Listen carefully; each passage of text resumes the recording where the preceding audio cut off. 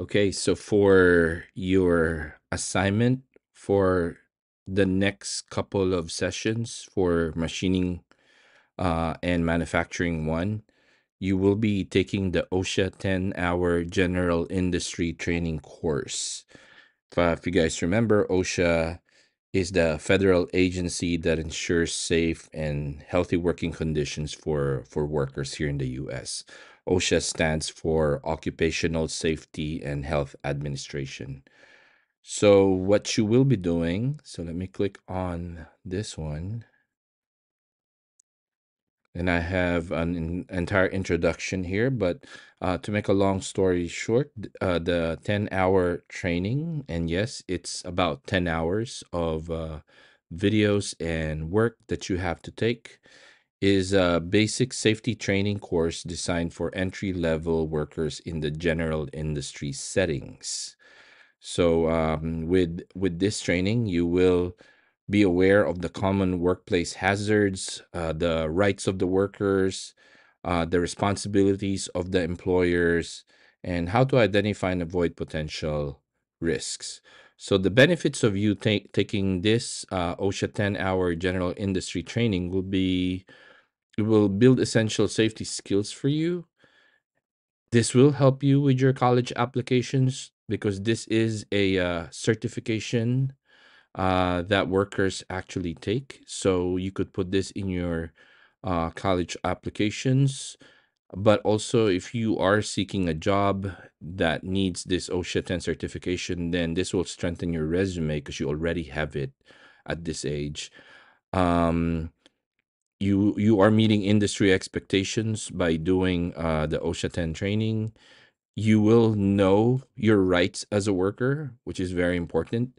And then you earn a lasting credential. You receive a plastic OSHA 10 card as official proof of your training. So after doing this course, you'll get a certificate as proof that you finished your course. But the card that you're going to get would be the official proof that you passed the OSHA 10 training. Okay, so by the end of this training, these are the learning outcomes. You'll understand and apply OSHA standards and workplace safety principles in real world settings in the lab, and then identify and implement hazard prevention strategies effectively, and of course, obtain your OSHA 10 certification card. So if I click next, you'll see the assignment, and you'll be given until December 13, I believe, for you to upload your certificate. But you don't want to put this off because, again, this is 10 hours. And that's the reason why I will be giving you specific time for you to work on this. You'll probably try to spread it out about 2.5 hours per session. So, like on Thursday, November 21, since we don't have classes at DVC, since I'm not around, you will have to do this at home or maybe do some of this in class during Wolf Den. But you need to get at least 2 hours, 2.5 hours per session. So November 21 is one day. The following week, where you have classes at DVC, but none at MDUSD or at YV. So you you have 2.5 hours. Actually, you have a lot of hours next week, but I'm giving you guys that session as the time for you to do this. December 5th, either December 3rd or 5th, we still need to machine. Some of you still need to machine or use the lathe.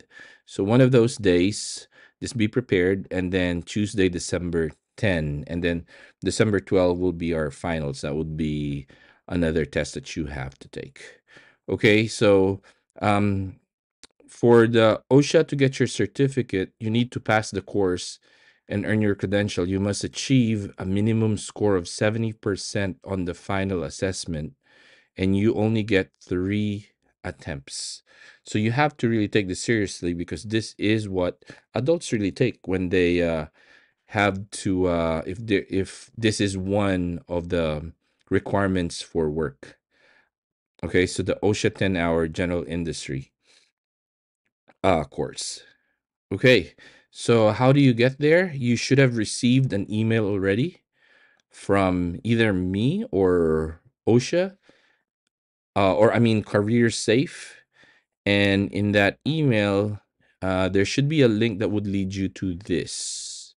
Okay.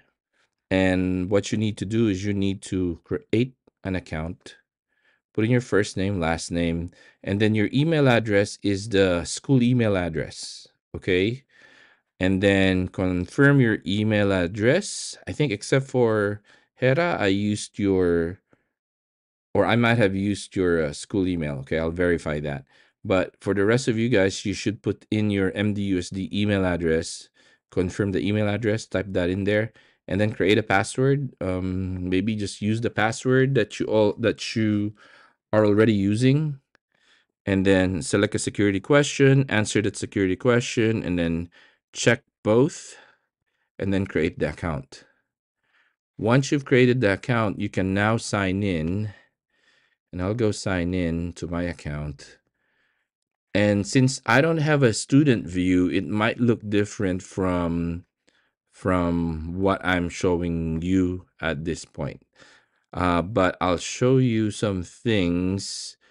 I am able to, if I go to view subgroups, and then this is EngTech 165, I already have your names and passwords. I mean, not passwords, but emails already inputted here. And I am able to actually see the status or see your progress through this work. Okay. So if I see that you're not doing the training, I will be telling you through via email or in person, because if it's really hard to do this like in one sitting, like in a 10-hour span, and just do it over the weekend, it might be hard, might be difficult. Remember that you have to take a test.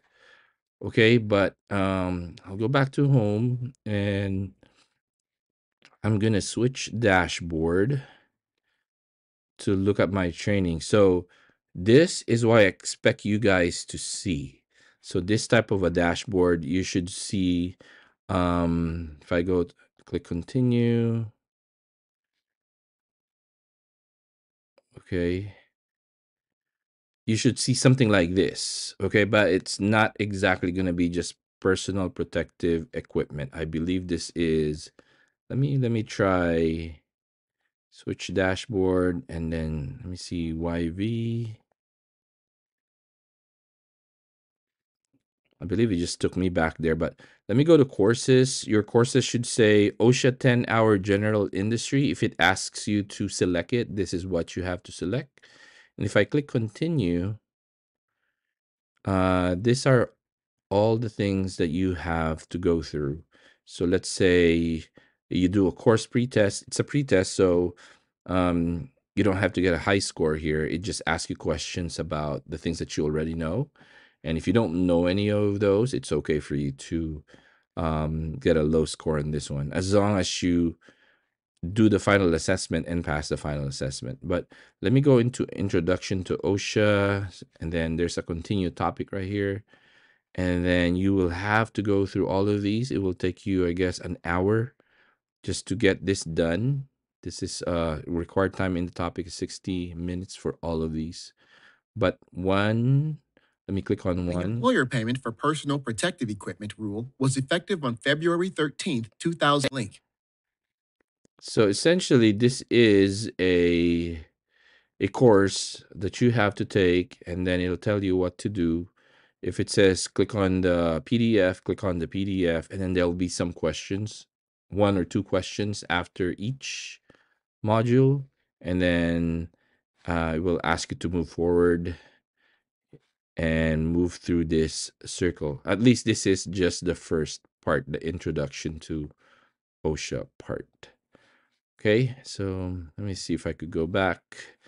And so you'll go through all of these lessons, and then there's a study guide, and of course you have to do the final assessment at the end, and then you will unlock your certificate if you get a 70% or higher. And um For your requirement as an assignment, this is 100 points just for finishing your certificate. Okay, so again, you're doing this for the grade, but also you're doing this because you're getting a certification, which is one of the things that we want machining and manufacturing one students to be able to acquire, so that when you go to machining two, you will be more prepared, more safe when using machines.